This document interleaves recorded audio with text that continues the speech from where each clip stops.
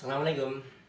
Bertemu dalam video kita kali ini, yang mana kemarin saya mendapat sebuah video yang tepatnya di Twitter ya. Di video itu Twitter atau Instagram ya? Sepertinya di Instagram sih.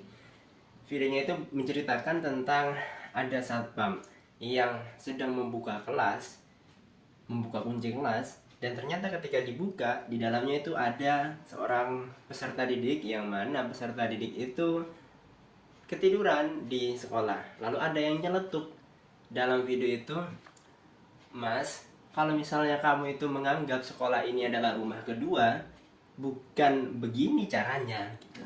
Lantas dari adanya pertanyaan itu, muncullah video ini.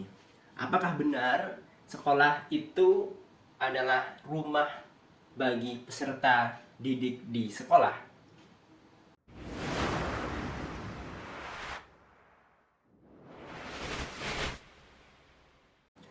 Dari adanya video itu, ketika ada siswa yang mengira bahwa sekolah itu adalah rumah kedua sampai dia ketiduran di sekolah, di kelas, sebenarnya ada dua kemungkinan hal tersebut bisa terjadi. Yang pertama adalah memang siswa itu menganggap kelas itu seperti rumah ya.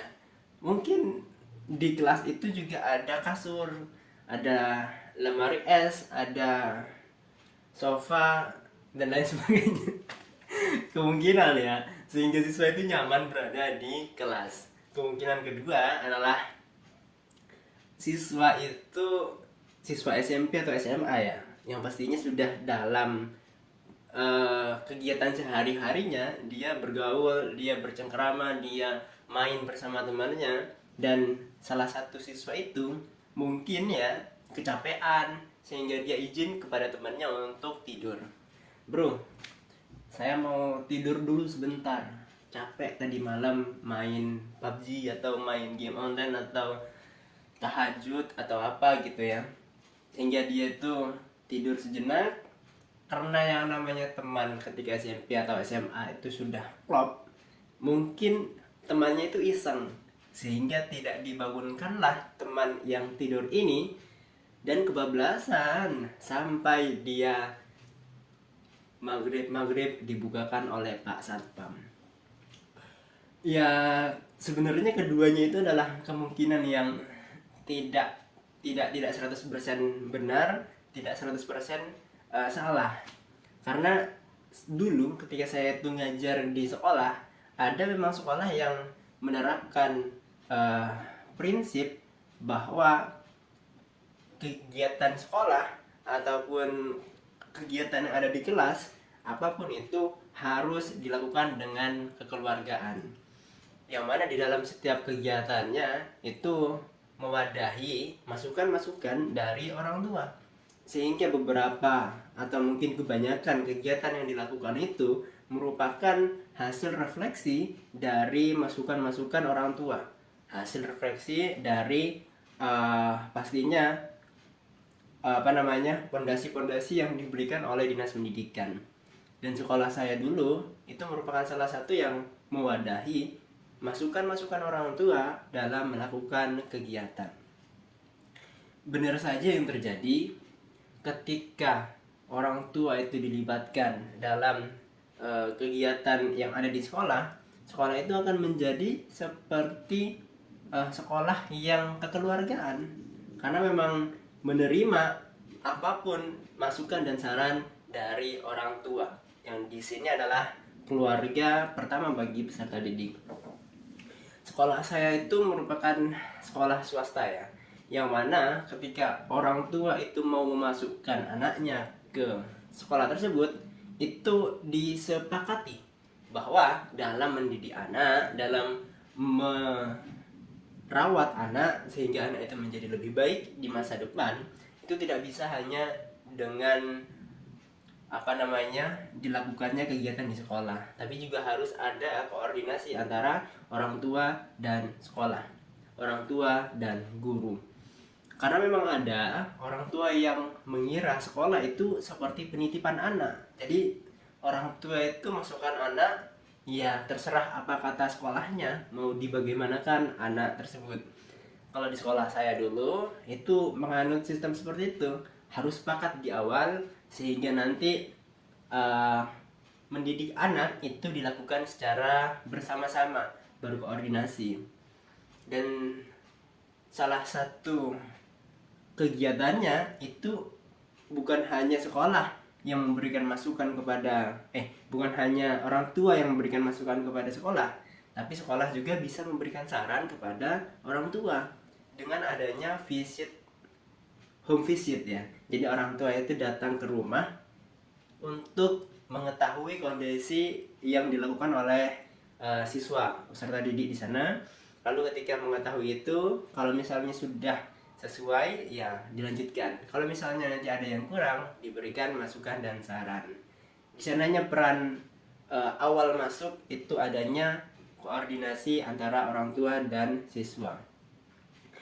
Sebenarnya kalau memikirkan berkenaan tentang sebenarnya sekolah itu adalah rumah bagi siswa juga atau enggak, konsep ini sebenarnya itu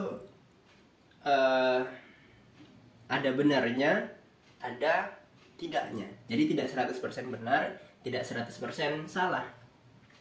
Karena ada bagian-bagian dalam rumah, bagian-bagian dalam sekolah yang harus diselaraskan antara sekolah dan rumah. Ada juga yang mungkin berbeda.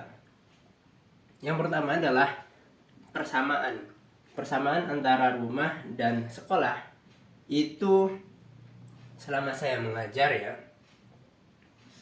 adanya kesamaan dalam membentuk prinsip bahwa yang tadi disampaikan, mendidik anak itu tidak hanya dilakukan oleh satu pihak saja, pihak sekolah saja yang mendidik ataupun pihak orang tua yang mendidik.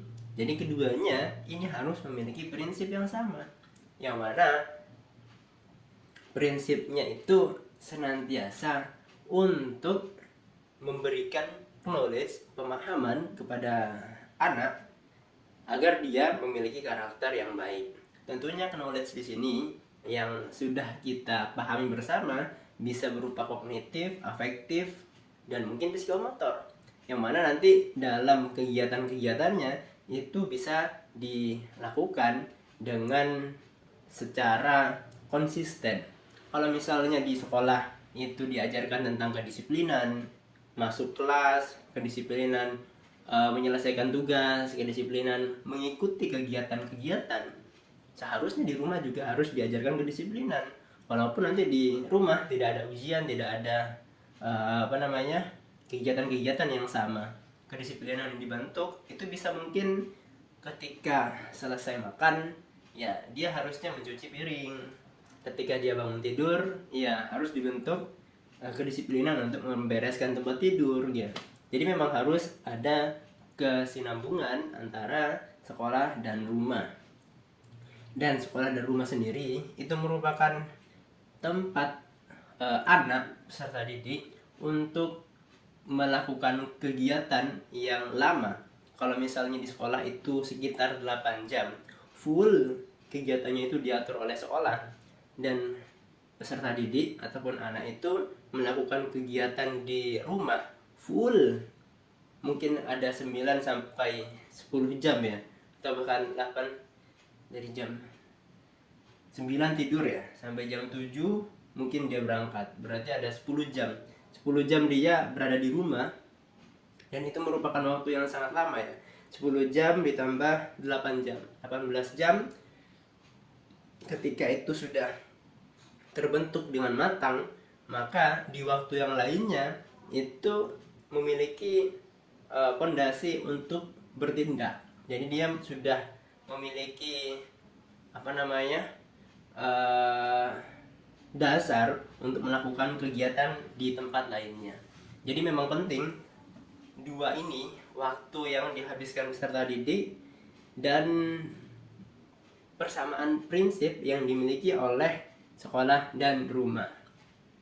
Lantas setelah adanya persamaan itu, maka perbedaan yang ada itu sebenarnya mungkin ya terdiri dari